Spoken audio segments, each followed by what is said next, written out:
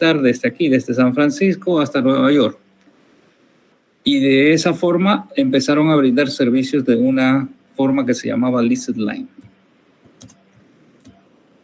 Esta forma de dar servicios, que se llamaba Leased Line, significaba que el abonado o la empresa me daba una conectividad de extremo a extremo y yo lo único que tenía que hacer como usuario era meter mis datos a ese tubo y viajaba, y la extraordinaria velocidad que lograron con eso, adivinen qué velocidad era. Nada más y nada menos que la capacidad que tenía el time slot. El time slot tenía una capacidad de 64 kilobits, que ya sabemos de dónde viene, de la digitalización del entonces teníamos 64 kilobits. Créanme que 64 kilobits en la época era una velocidad absolutamente impresionante, digamos. Entonces dijeron, una maravilla, está perfecto. Pero, ¿qué sucedió? Sucedió que empezaron a aparecer otras empresas que ya no serán del mismo color. Serán los amarillos.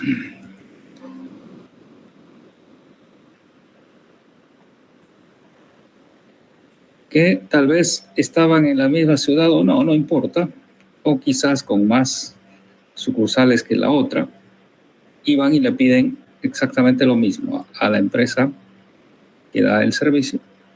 Y por supuesto, finalmente, estas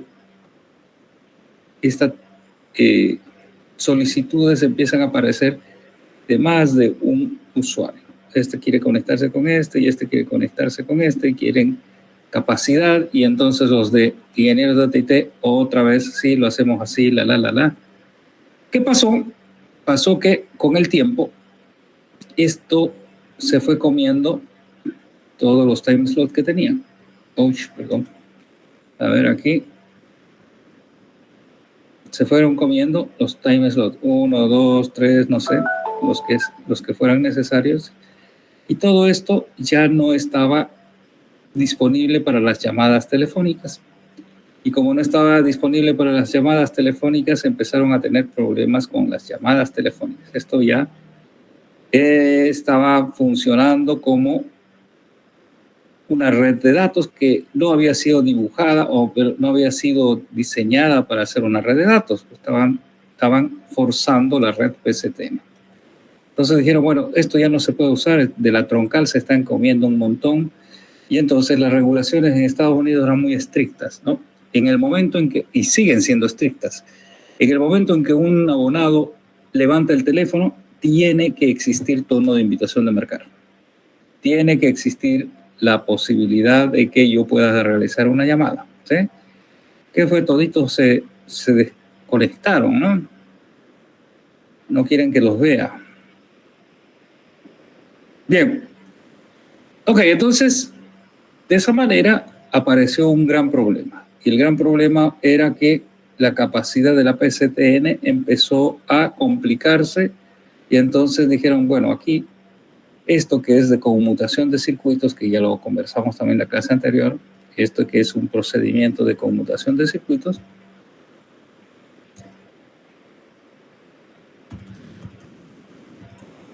lo convirtieron en...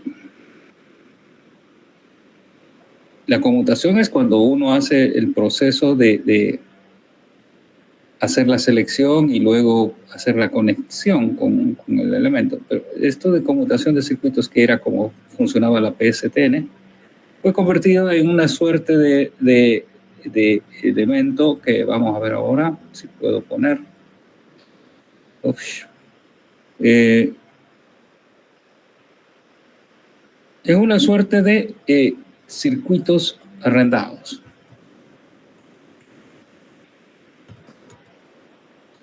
Es decir, estos señores, todos los que recibían servicios como circuitos arrendados o leased line, como se llama, tranquilos porque resolvían su problema, pero y conforme fueron agregándose más usuarios, fue complicando a la empresa en sí. A la empresa dijeron, bueno, ¿sabes qué?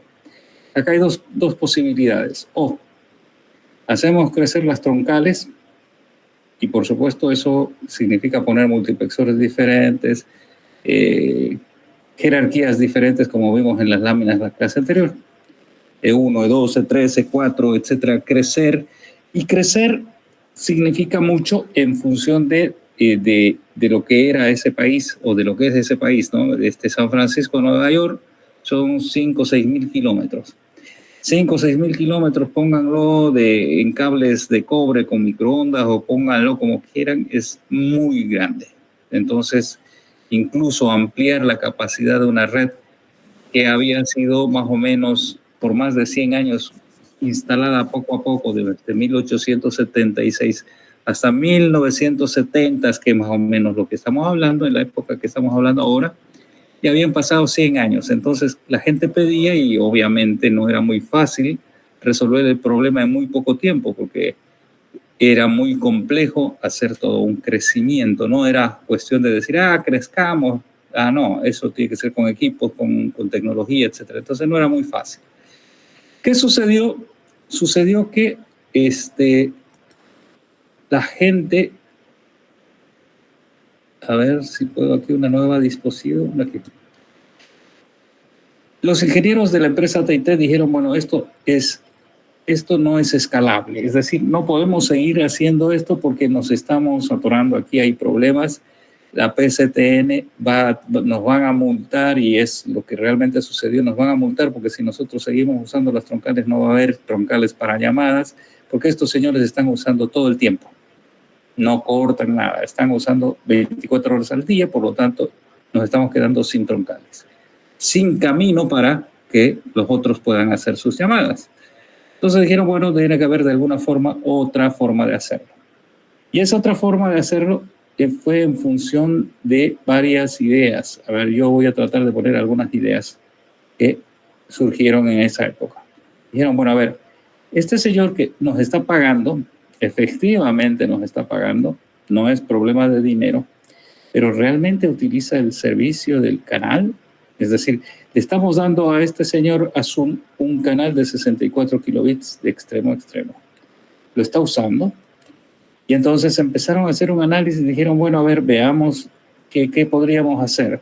Y empezaron a hacer un análisis para ver, ok, aquí pongamos 0 horas, después de 0 horas a las 6 de la mañana, a las 12 del mediodía, a las 6 de la tarde y a las 12 de la noche, ¿no? O 0 horas otra vez. Entonces, bueno, dijeron, bueno, a ver, veamos cómo están usando los canales.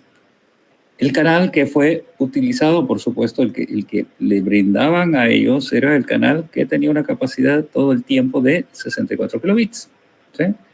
Entonces, si tengo una capacidad de 64, vamos a ver. Ya. Ok. Lo pondremos así. Esta era la capacidad del canal y este canal entonces estaba en 64 kilobits, que es lo que ya hemos hablado. Ahora, que yo tenga el canal de 64 kilobits por segundo disponible, no significa que yo lo esté usando.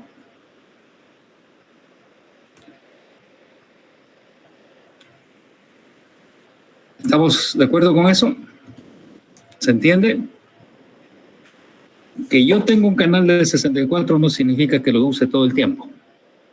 Es lo mismo que tienen ustedes en su casa o lo mismo que tienen en su celular. Su celular tiene la capacidad de recibir, no sé, una capacidad, un ancho de banda. Pero que tenga ese ancho de banda no significa que todo el tiempo de su celular usted está usando el ancho de banda. Entonces, ¿qué es lo que descubrieron? Dijeron, bueno, a ver, mira, veamos qué es lo que hacen. Descubrieron que había un tráfico muy bajo, marginal, que se llama, en la mañana, y recién empezaba a aparecer un tráfico respetable a eso de las 9 y no ni siquiera y eso de las 5 de la tarde, que es la hora que más o menos la gente se va en Estados Unidos a sus casas. Encontraron que más o menos ese era el patrón de uso del canal. Es decir, empezaban a usar aproximadamente a las 8 o 9 de la mañana, hacían todo el uso durante todo el horario de trabajo y nada, y a las 5 de la tarde todo el mundo feliz para su casa y había otro tráfico residual, no era cero, pero bueno, eran tráficos tal vez de consolidación, de algunas cosas. ¿Hasta aquí, Baby? Sí, ingeniero. ¿Sí? Sí. Ya. Bill, ¿también lo entiende? Sí, se entiende, ingeniero. Ya, ok. Entonces, fíjense que aquí hay todo un espacio de tiempos que, si bien lo está pagando, es como si yo pagara 3 asientos en un micro, pero solo uso uno. Entonces aquí ya no es cuestión de todos los demás pasa el micro con asientos vacíos y no puedo subir gente porque alguien lo pagó, digamos. Entonces la gente dirá, pero si está yendo vacío, no lo está usando, pero no, ya lo pago, pero igual no, nadie lo está usando. ¿Cómo es la historia? Entonces, ese es más o menos lo que estaban ellos analizando. Y entonces dijeron, bueno, este patrón, esto se llama patrón de comportamiento, de tráfico, para la empresa azul podría haber sido así, pero para la empresa verde podría ser aquí. Para la empresa, a ver, voy a cambiar de color. ¿Y dónde será? Acá. En mi dibujo. A ver, lo vamos a poner de otro color. Eso. Entonces, para otra empresa, no sé yo, podría su comportamiento de tráfico estar de esa forma. No sé, ellos empiezan a trabajar tal vez el 0612, que era. ¿Qué pasó? ¿De dónde apareció esos números extraños acá? 0612, esto será 18. Vamos a poner 18 para que no sea 6. Y esto será 24. Para que no aparezca. Ya, ok. 06, 12, 18 y 24.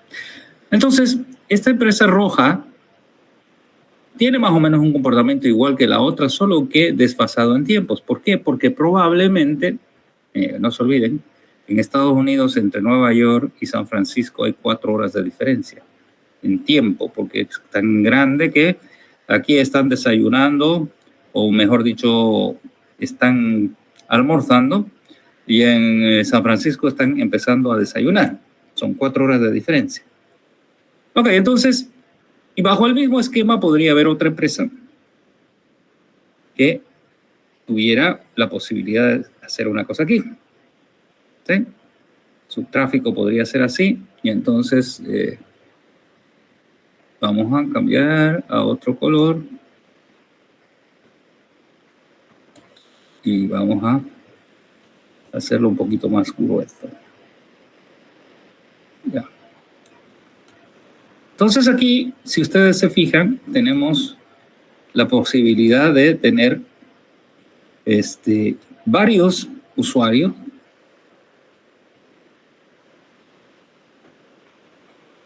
usando un mismo canal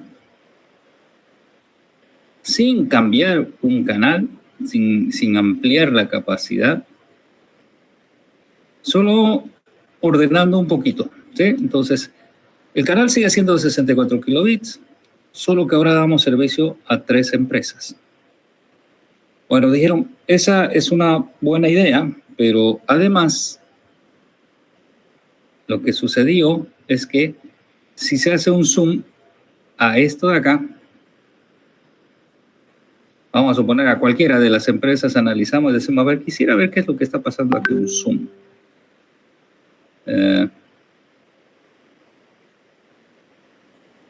Quiero revisar qué es lo que sucede ahí.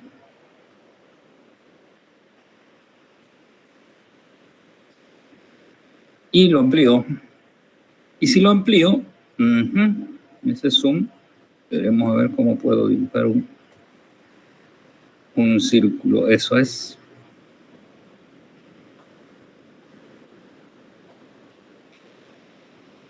Sin relleno. Ya.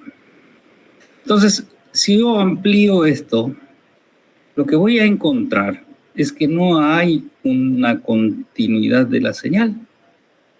Lo que existe realmente es el tráfico que existe en datos, siempre es de tipo ráfaga.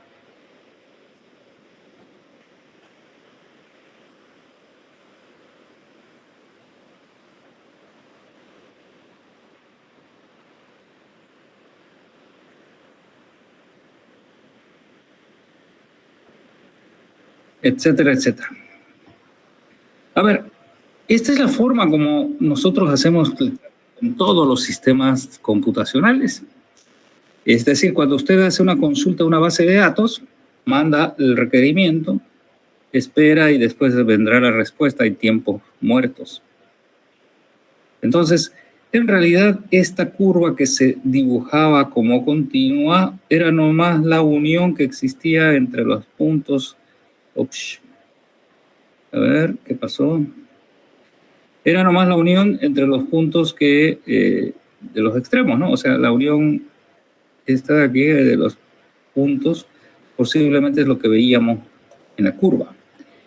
Entonces dijeron, bueno, aparte de la posibilidad de desplazar los usos, porque los usuarios tienen diferentes necesidades en tiempos, también vemos que aquí hay espacios en tiempo en el cual el usuario no está usando ni siquiera nada y podríamos meter acá a otros usuarios, un usuario B, no sé, un usuario B con otros tráficos. Vamos a poner otro color para que se distinga.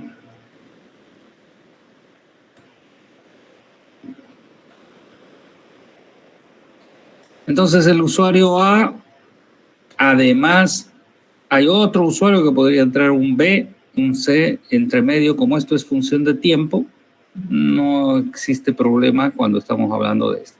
Entonces, más o menos con este análisis dijeron, bueno, señores, deberíamos ver otra forma de enviar los datos de estos señores, ya no usando las centrales como conmutación, o sea, que las centrales hacen conmutación de circuitos, crean el tubo y ese canal está a disposición de uno solo. Entonces necesitamos ver cómo hacemos para que este canal sea usado por más de uno, quizás 2, 3, 4, no sé, depende de cómo esté elaborado su perfil. Y así hacemos que la cosa, que todo el mundo pueda dar o pueda recibir servicios, ¿sí?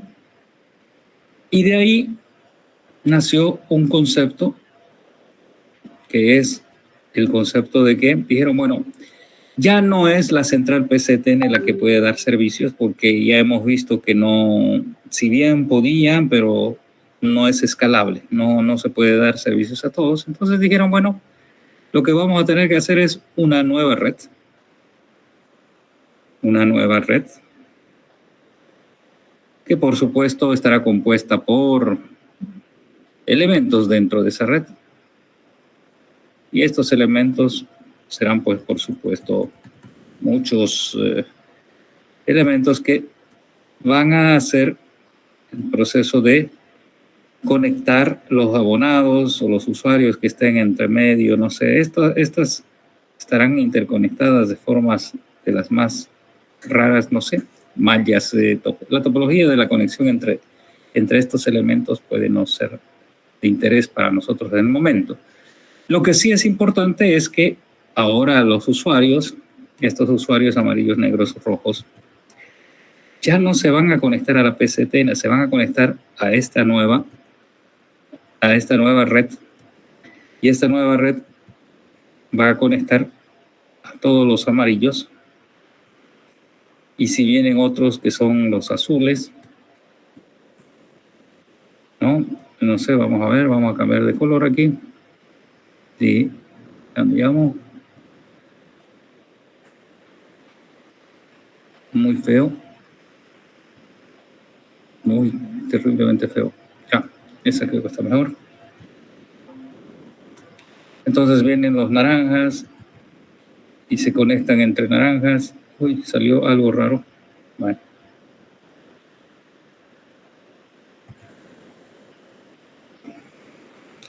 Y así sucesivamente podemos ir instalando muchos usuarios, solo que en este caso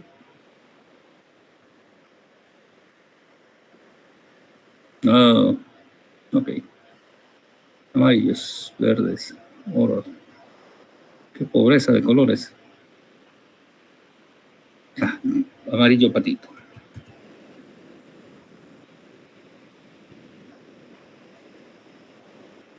Bueno, entonces cada usuario necesita interconectarse con diferentes lugares, dependiendo de sus aplicaciones, etc. Entonces dijeron, bueno, vamos a fabricar una red. Ahora, esta nueva red que va a reemplazar el trabajito que estaba haciendo la PSTN, la vamos a construir de forma tal que los usuarios, todos los usuarios, puedan conectarse a estos elementos. Y este elemento, ¿dónde estamos? Esto de acá estamos mal. Dibujo. Vamos a suponer que más de un usuario se va a conectar al mismo elemento. Entonces significa que este elemento, el que está conectado con los tres abonados, con los tres con las tres empresas que quieran comunicarse con sus oficinas remotas, van a llegar a un conmutador, a un elemento de esta nueva red. Y este elemento es el que va a decidir por dónde enviar, y además este elemento ya va a trabajar con bits, no va a trabajar, no es nada analógico, ya dicen vamos a hacer todo en bits, pero para que sean bits y nosotros podemos diferenciar los amarillos de los patitos y de los no sé quiénes, necesitamos que en esta nueva red lo que vamos a necesitar es enviar paquetes. ¿Qué significa paquetes? Significan tramas. Paquetes o tramas, como quieran llamarse. Tramas. ¿Sí? Y si son tramas, por supuesto, tienen una cierta norma de esto es la cabeza, esto es el esto es lo sé qué. Y a este sistema se le llamó conmutación de paquetes. Y como se tenían que mandar tramas y los computadores normales no entienden tramas, se tuvo que inventar unos intermediarios por acá que me hicieran el trabajo de hacer la conversión. Entonces empezaron a poner estos aparatitos que hacían la conversión de lo que escribían o de lo que hicieran los usuarios normales y lo convertían en paquetes, que era lo que entendía esta nueva red. Y esto mismo tenía en todos los extremos, por supuesto, un dispositivo que se llamaban Packet Assembly Disassembly. Ahora vamos a ponerlo un poquito, voy a poner unos cuantos más ahí. Entonces, estos dispositivos tenían el nombrecito de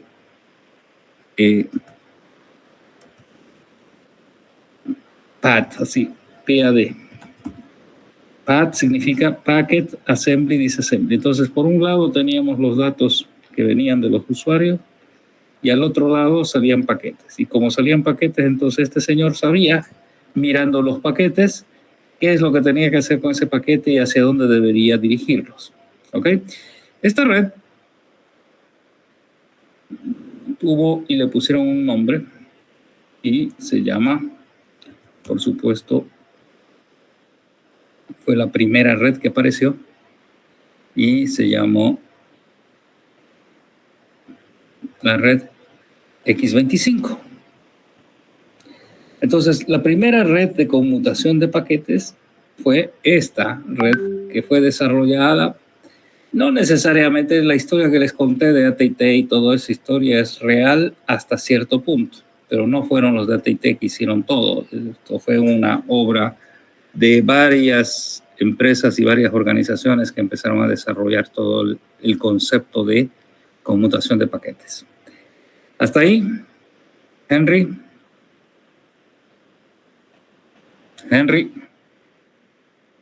¿Sí? ¿Va yendo o no va? Sí. Ok, vamos a ver, yo acá tengo una presentación que alguien hizo, no fui yo, así que, pero vamos a aprovechar de leer un poquito o ver un poquito esto de conmutación de paquetes, ¿no? A ver.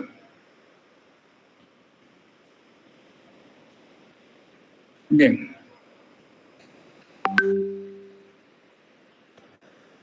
Ok. Creo que no es la forma, pero bueno, no importa. Ok, ¿qué es protocolo X25? El protocolo X25, ahí como dice, es un protocolo que se utiliza normalmente en una red WAN, por supuesto.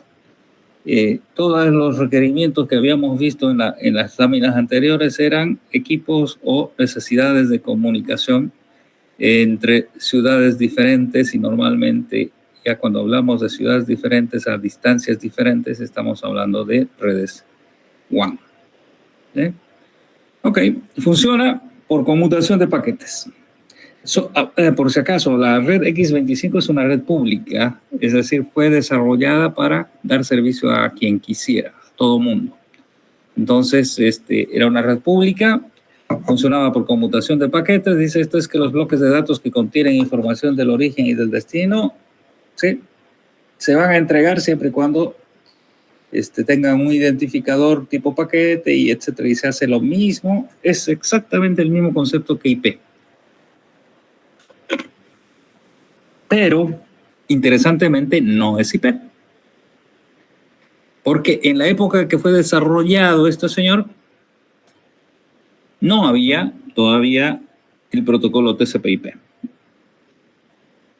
Ok. ¿Qué hace? Bueno, aquí más o menos está ya esbozado la red. Esto se llama la arquitectura de la red. Es una nube. Dentro de la nube están todos los elementos que habíamos comentado, que son los que van a hacer el desvío, el direccionamiento, por dónde se van a ir los paquetitos. Y aquí, dentro de esta red, deben haber tres elementos fundamentales, que son DTE, DCE y el PSE. El PSE es nada más todo se llama Packet Switch Exchange, o sea, es el que va a realizar la conmutación de los paquetes, ¿sí? Normalmente en los textos no aparece como PSE.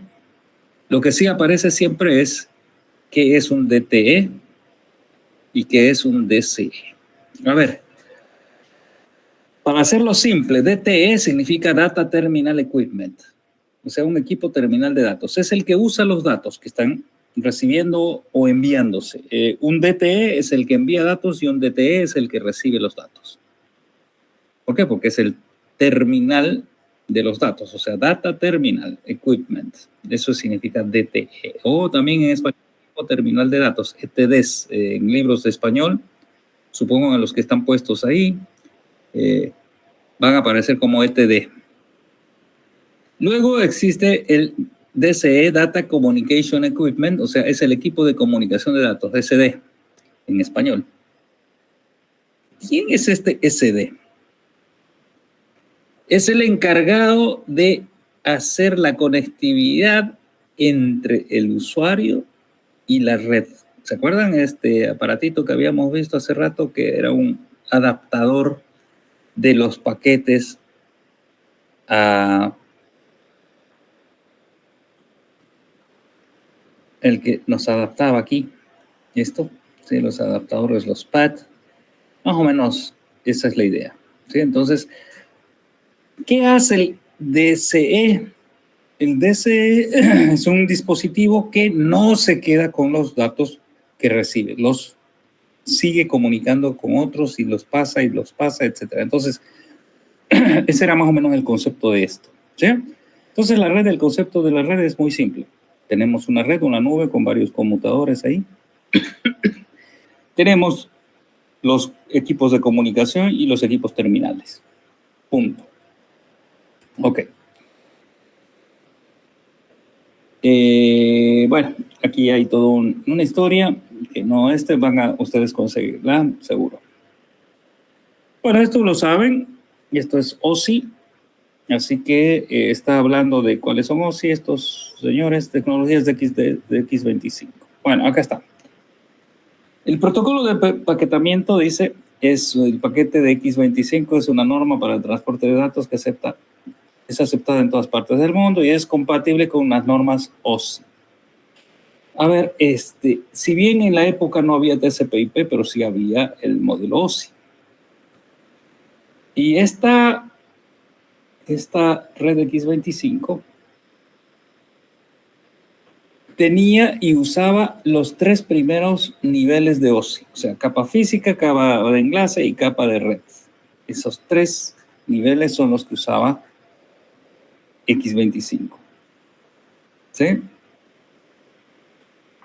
X25 ofrecía, porque esto ya es antiquísimo, esto fue desarrollado en los años 70, ¿sí? O sea que esto no existe más, no porque no pueda funcionar, de hecho hay muchos switches que siguen funcionando, pero no se pretende de que esto nos den velocidad, sino esto más bien daba confiabilidad.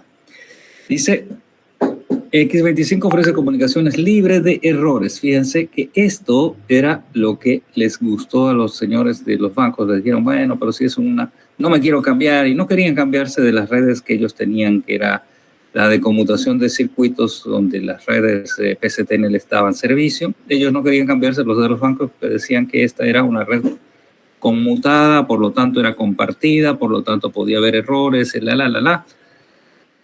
Y los diseñadores hicieron una red que era libre de errores. 100% la conectividad de los computadores iba a estar garantizada. Y de hecho es así. De hecho y esa fue la gracia por la cual esta tecnología se expandió, pero como la mejor tecnología que hubo en el momento. ¿Sí? Y entonces, bueno, ahí funcionó X25. Y esto ya es de firmware relay, pero esto no nos interesa todavía. Y SDN. A ver, todas estas terminologías yo les voy a comentar. Esto lo vamos a revisar. Vamos a mirar nosotros firmware relay. Firmware relay es una evolución de X25. Vamos a conversar ahí. Firmware relay. X25 nunca llegó a Bolivia. Nunca hubo un circuito, nunca hubo servicio público de X25. Sí habían usuarios de X25, ¿sí? Pero no eran servidos o no les daban el servicio desde Bolivia, sino les daban servicio desde Estados Unidos, desde Europa, lo que sea. Firmware Relay sí ya hubo. Firmware Relay sigue todavía hasta el día de hoy siendo ofrecido por Entel y por Cotas. Y bueno, por supuesto, ISDN es una tecnología europea de telefonía digital. En Cotas trajeron estas líneas, si no recuerdo mal, 5.000 líneas para tratar de venderlas aquí en Santa Cruz hace muchísimos años, porque pensaban que iba a ser la maravilla como siempre, pero no era la maravilla, porque cobraban por segundo de uso, por minuto de uso, por los segundos, no sé cómo era la historia, y la gente no le interesó mucho, porque en realidad era bueno si yo quería hacer transmisión de datos, pero en esa época, cuando aparecieron, nadie tenía nada, pues nadie tenía computadoras, entonces ¿para qué quiero una línea digital si no voy a usarla? Entonces nadie dio, y esto murió casi en todas partes del mundo. Bueno, ATM fue una tecnología que también nació por la época después de X25, después de más o menos a la par que Firmware Relay. Pero lo que es bueno no necesariamente es lo que se queda. Era una tecnología buena, solo que cara, muy cara. Entonces también fue dado de baja, servicio multimegabits, esto solamente era en Estados Unidos, nada, no llegó nunca por Latinoamérica, ¿sí? Y bueno, vamos yendo un poquito más para allá. Ya, volvemos otra vez al protocolo X25, ¿sí? Estamos unos 10 minutos más. Yo creo que con eso ya quedamos. A ver, las principales características de X25 son: trabaja sobre servicios basados en circuitos virtuales. Esto es una de las características más importantes. A ver, ¿a qué se refiere un circuito virtual? Se refiere a que a vistas de este usuario, vamos a poner amarillo patito, lo que le da la red es un tubo entre ambos extremos. El usuario amarillo percibe que hay un tubo entre los dos lugares, pero eso es percepción, porque nosotros sabemos que no hay forma que le dé un tubo a este señor. ¿Por qué? Porque los circuitos no están siendo usados en exclusiva por estos usuarios. ¿Sí? Él percibe que estamos con un tubo, pero en realidad la red no tiene un tubo, sino como es conmutación de paquetes, le hace ver, por eso dice ahí un término, le hace ver que tiene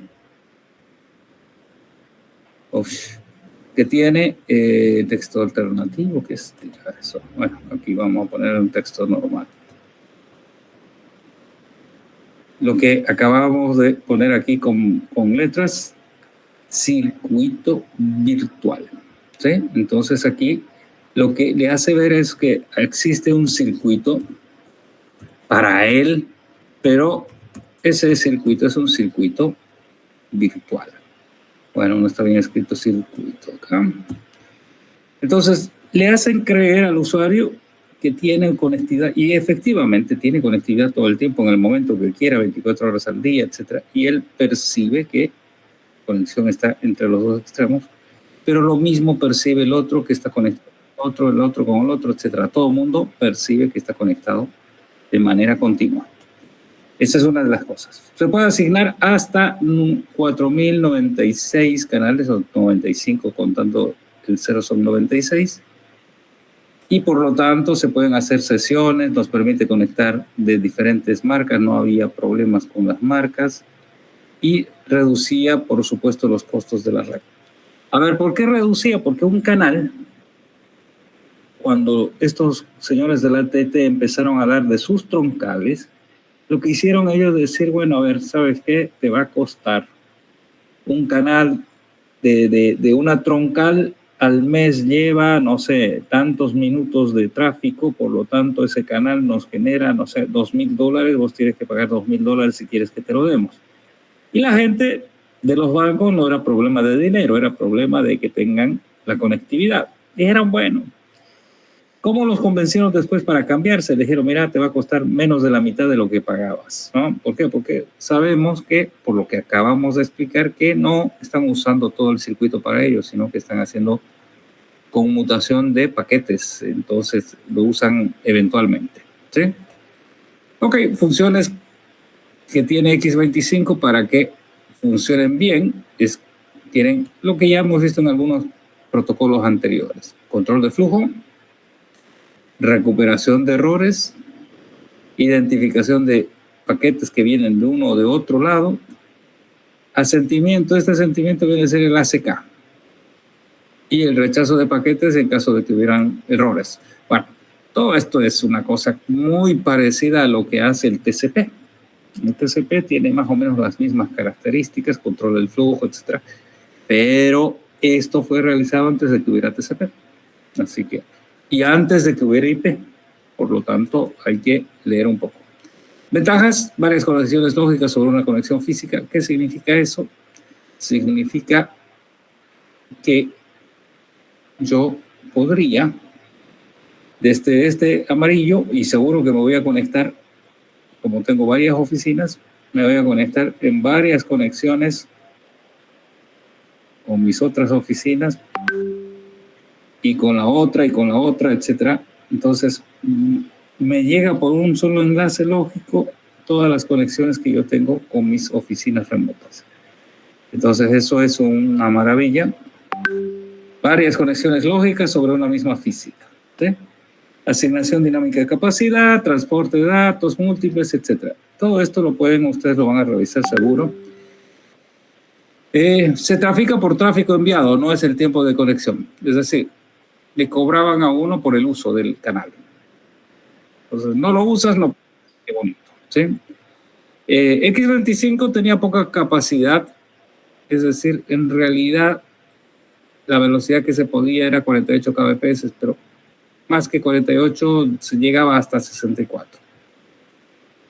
Inconvenientes, bueno, ya siempre van a haber los inconvenientes potenciales y los suscriptores necesitaban, bueno, aquí hay una explicación básicamente de cómo funcionaría.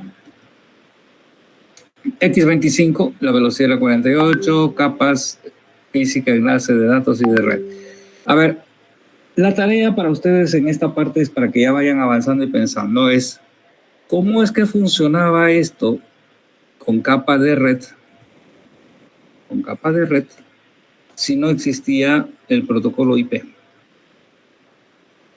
Entonces, porque la capa de red, según los niveles de OSI, ha sido desarrollado para hacer el enrutamiento a través de los elementos que van a hacer la computación, etcétera, etcétera, ¿no? Entonces, bueno, esa es la parte que tienen que revisar, seguro, cuando les toca, ¿no?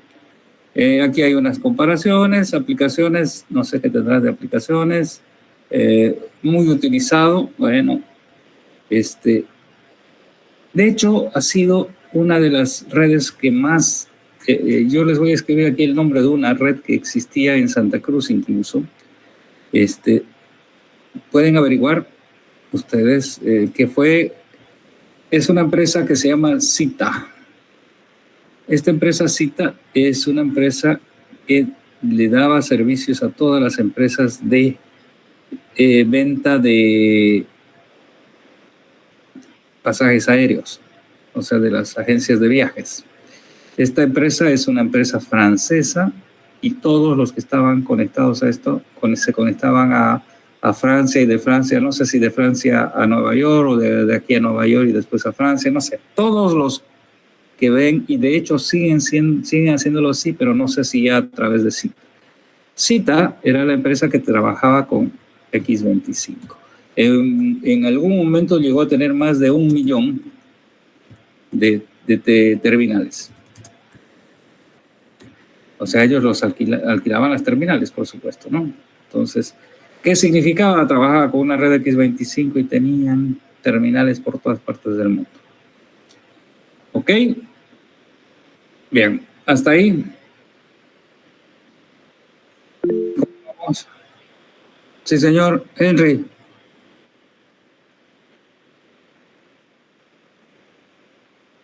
No. La nueva tarea va a ser nomás la que está publicada, que viene a ser todas las técnicas de modulación.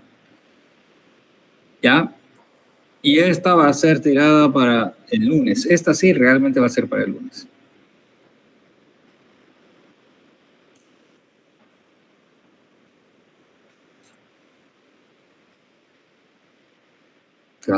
Claro, la van a defender. ¿Por qué no? ¿Por qué no podrían defenderla? ¿Quién fue? Dijo, no era eso. Ok. Bien, ¿alguna duda? Dudas que pudieran tener sobre lo que acabamos de ver.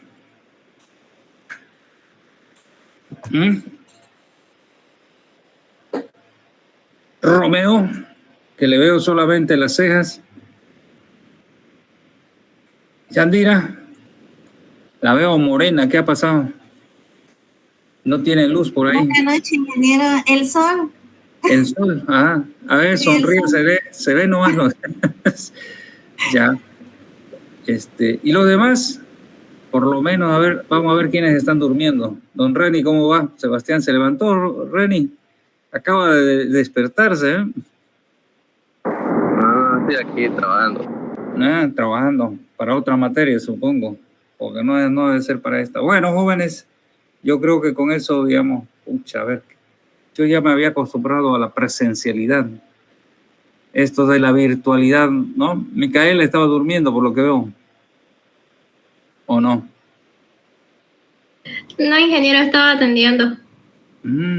Bueno. Ok. Aldaba está con... ¿Usaba lentes usted? Buenas noches, ingeniero. Sí, usaba. Ya se me olvidó ya. Ah, ya pues. Listo. Torres Rocha, ¿cómo anda la historia? ¿Se entendió más o menos? Esta parte es medio complicada para mí explicar porque tengo que dibujar y con el PowerPoint no soy muy bueno y no hay muchas ventajas para hacerlo. Es muy lento. Bueno, don Robin, ¿qué más? ¿Alguna cosa más? ¿Nada? No, claro, ingeniero. Pasa que estaba muteado. Estaba muteado. Ok, jóvenes. Entonces nos estamos viendo la próxima clase. No sé, parece que está mejorando el tiempo, así que tal vez el viernes ya podamos retornar. No lo sé. O será que va a continuar hasta el viernes, supongo, ¿no? Como sea, nos juntamos el viernes para discutir la tarea. Que la pasen bien. Que estén bien. Buenas noches.